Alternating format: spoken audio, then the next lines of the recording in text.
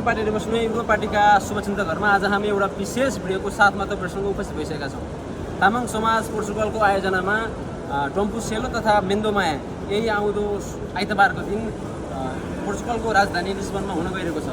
उक्त कार्यक्रमको लागि चर्चित गायक भर्खरै मात्र पोर्चुगल आइसक्नु भएको छ। उहाँलाई पोर्चुगलमा स्वागत छ। पोर्चुगल आइरहनु भएको छ कार्यक्रमको लागि। कार्यक्रमको तयारी कतिको छ र तपाईँको पोर्चुगलमा रहनुभएका दर्शक श्रोताहरूलाई के भन्न चाहनुहुन्छ?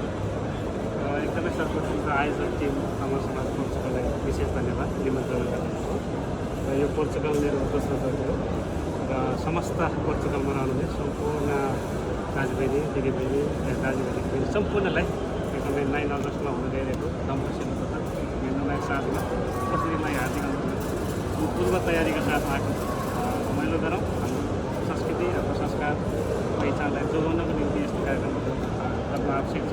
त्यसैले यो प्रवासमा पनि यसरी गर्नुभएको छ। एकदमै हृदयदेखि धन्यवाद र सबैलाई हार्दिक निमन्त्रण। हामीसँग समाजको अध्यक्ष पनि हुनुहुन्छ। सर नमस्कार। नमस्कार, यहाँलाई धन्यवाद। पर्सि हुने कार्यक्रमको तयारी कतिको छ, के भइरहेको छ? हाम्रो आयोजक टिमबाट चाहिँ अब कार्यक्रमको लगभग अन्तिम तयारी छ। समग्र रूपमा अब खास त यहाँ हाम्रो तामाङ समाजले एउटा डम्फु सेलो तथा मेन्दोमाया साथ यसको एउटा नामै काफी छ। किन भन्दाखेरि प्रवासमा चाहिँ एउटा आफ्नो तामाङ गीत सङ्गीतलाई प्रवासमा पनि एउटा नयाँ पिँढीलाई चाहिँ चिनाउने माध्यमको लागि चाहिँ हामीले यो आयोजना गर्न गइरहेका छौँ। यसमा हामीले चाहिँ एउटा तामाङ डम्फु गीत एकदम लाइभ नै प्रस्तुति गर्नेछ र मेन्दोमाया पनि साथमा।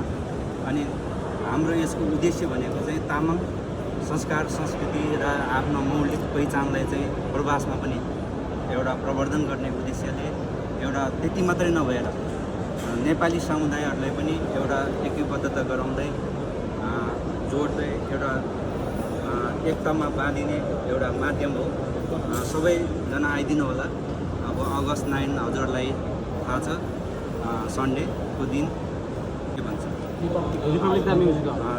रिपब्लिका म्युजिक अलबलादीमा यहाँहरूलाई सबैलाई पोर्चुगलवासी आदरणीय आमा बुबा तथा दाजुभाइ सम्पूर्णलाई जुली निम्तो गर्न चाहन्छु। हस्त धन्यवाद।